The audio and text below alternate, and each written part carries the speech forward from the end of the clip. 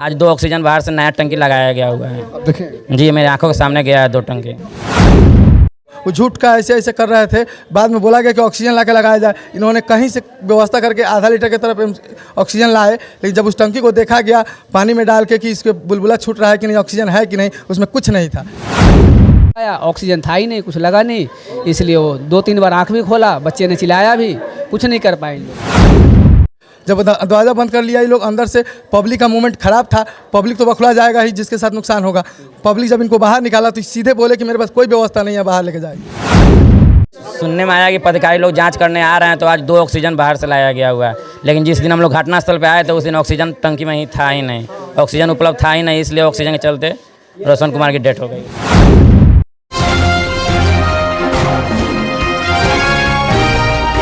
नमस्कार, मैं हूं ललन सिन्हा और आप देख रहे हैं न्यूज़ 0 किलोमीटर, खबरों से कोई दूरी नहीं।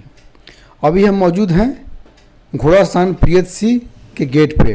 25 तारीख शनिवार को स्टेट बैंक के समीप सुबोध पंडित के घर में जो आग लगा था, उसमें सिकराना SDM इफ्तिखार अहमद के द्वारा 3 सदस्यीय जांच टीम गठित किया गया था और जांच की टीम यहां जांच करने आई है। आइए हम लोगों से जानते हैं और उस जांच टीम से भी पूछते हैं। जो है यहाँ मौजूद थे अस्पताल में, तो जो पेशेंट यहाँ आए थे उसके साथ क्या हुआ? लड़के का उल्टा सांस चल रहा था, इसलिए कि धुआं खाया हुआ था वो। उसके बाद इनको ढूंढ के निकाला गया। उनका एक पदाधिकारी था लोग हॉस्पिटल का, उनको वो झूठ का ऐसे ऐसे कर रहे थे, बाद में बोला गया कि ऑक्सीजन ला के लगाया जाए। इन्होंने कहीं से व्यवस्था करके आधा लीटर की तरफ ऑक्सीजन लाए, लेकिन जब उस टंकी को देखा गया पानी में डाल के कि इसके बुलबुला छूट रहा है कि नहीं, ऑक्सीजन है कि नहीं, उसमें कुछ नहीं था। तब इन लोगों ने दरवाज़ा बंद कर लिया अंदर से। जब दरवाज़ा बंद कर लिया ये लोग, अंदर से पब्लिक का मूवमेंट खराब था, पब्लिक तो बखला जाएगा ही, जिसके साथ नुकसान होगा। पब्लिक जब इनको बाहर निकाला तो सीधे बोले कि मेरे पास कोई व्यवस्था नहीं है, बाहर लेके जाइए। तब हम लोग लेके मोतिहारी चले। क्या हुआ? तो मोतिहारी में क्या हुआ? मोतिहारी जब पहुँच चले तो यहाँ से रास्ते में हम लोग फ़ोन किए 112 नंबर पर कि भाई कॉपरेट कीजिए, हमको ये बच्चा जीने वाला है, कम से कम रास्ता क्लियर करवाइए। कहीं कोई व्यवस्था हमको नहीं मिला। जब हॉस्पिटल में लेके गए, वहाँ डॉक्टर साहब का कहना था कि 15 मिनट पहले वो लड़का को लाते तो लड़का जी जाता, सुरक्षित जाता।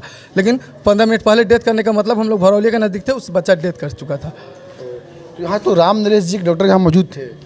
नहीं, वो अब नाम तो हम नहीं बता सकते हैं, नाम हम नहीं बता सकते हैं। हम किसी भी बूढ़े नाम हम चीन रहे हैं, उनको बता सकते हैं आपके सामने। वही थे, ज़मीन पर लेटा के खाली झूठों का ऐसे कर रहे थे। जब उनको कहा गया, प्रेशर दिया गया कि ऑक्सीजन लगाइए, तो उन्होंने दरवाज़ा बंद कर लिया पहले। बाद में जब उनको दरवाजे से धक्का लगा के निकाला गया, तब वो कहीं से टंकी लाए तो खाली टंकी था, उसमें गैस नहीं था। क्योंकि हम लोग भी बिल्डिंग का काम करते हैं, ऑक्सीजन का सिलेंडर चलाते हैं, कार्बाइड वाला टंकी चलाते हैं, हम लोग भी मालूम है कहाँ कितना गैस रहता है, लेकिन उसमें कोई भी गैस नहीं था उपलब्ध। यहाँ लाया जा रहा था तो आप यहाँ मौजूद थे? हाँ बिल्कुल, लेके आए थे हम लोग साथ। आप क्या क्या देखे यहाँ? यहाँ पे आए तो कोई नहीं डॉक्टर था ना कुछ था, यहाँ पे वैसे लिटा दिए। वही आए, उन्होंने हटा दिए? फर्श पे लिटा दिया हॉस्पिटल के अंदर। उसके बाद में कोई मिला नहीं, थोड़ा सा एक ट्यूब लाया उन्होंने, लगाया होगा, या ऑक्सीजन था ही नहीं, कुछ लगा नहीं, इसलिए वो 2-3 बार आँख भी खोला, बच्चे ने चिल्लाया भी, कुछ नहीं कर पाए इन लोगों ने। कोई व्यवस्था नहीं था किसी भी चीज़ का। जो जांच टीम आई हुई है, तो जांच टीम से क्या उम्मीद है आपको? जांच टीम से हम यही कहेंगे कि जो भी है सही तरीके से अस्पताल के ऊपर कार्रवाई किया जाए, जो आगे चल के ऐसा कभी घटना ना हो। सभी को, जहां जितने भी जानते हैं, हमारे सबके लिए फ़ायदा रहेगा। नहीं तो सो जाएंगे हम, तो फिर ऐसे ही होगा जैसे घर में एक आदमी के घर में सारे सो गए, वैसे सभी सोएंगे। फिर कोई फ़ायदा नहीं है, यहाँ पे हॉस्पिटल से कोई फ़ायदा नहीं है। इस दिन भी जो है शिकायत कर रहे थे कि एम्बुलेंस समय से नहीं पहुँचा, एम्बुलेंस समय से नहीं। हाँ बिल्कुल नहीं पहुँचा सर एम्बुलेंस। ऑटो में, बाइक पे, कंधे पे रख के लिया गया है हॉस्पिटल के अंदर। क्या देखें आज जब सुनने में आया कि पदाधिकारी लोग जांच करने आ रहे हैं, तो आज 2 ऑक्सीजन बाहर से लाया गया हुआ है। लेकिन जिस दिन हम लोग घटनास्थल पे आए तो उस दिन ऑक्सीजन टंकी में ही था ही नहीं, ऑक्सीजन उपलब्ध था ही नहीं, इसलिए ऑक्सीजन के चलते रोशन कुमार की डेथ हो गई उस दिन। तो बोला कि ऑक्सीजन था अस्पताल में? नहीं, ऑक्सीजन खोला गया लेकिन ऑक्सीजन थी नहीं, टंकी खाली थे। आज ऑक्सीजन मंगाया? आज 2 ऑक्सीजन बाहर से नया टंकी लगाया गया हुआ है। अब देखें जी मेरे आंखों के सामने गया है 2 टंकी। कि ऑक्सीजन जो है, ऑक्सीजन की कमी से जो उसकी डेथ हुई, क्योंकि जब उसकी पाइप की जांच पानी में की गई तो बुलबुले नहीं दे रहे थे, था ही नहीं ऑक्सीजन टैंकी में, और अगर ऑक्सीजन होता तो उसकी जान बचाई जा सकती थी। इस पर क्या कहेंगे? नहीं, इस संबंध में देखिए, जब एक्सट्रीम केसेस होते हैं जहां लाइफ डेथ की बात होती है, 2 बातें जो यहाँ लोगों में आक्रोशित थी कि लोग पेशेंट को जो है ज़मीन पर रख करके जो है इलाज किया जा रहा था, बेड पर नहीं थी। तो यहाँ के लोगों को जो जानकारी मिली कि लास्ट आवर में जब बात होती है, जो हम लोग तो है कि ताकि रिससिटेट करने के लिए हमारे पास CPR करते हैं। CPR के लिए हम जो है बेड पर नहीं खड़ा होकर कर सकते हैं, एक टेक्निकल चीज़ है। तो उसके लिए जो स्थिति होती है नीचे ही कर करके हम पूरे ताकत के साथ उसको करते हैं, सो दैट कि अगर हड्डी भी टूट जाए कलेजे की तो कोई बात नहीं है, पेशेंट तो जिंदा रहे।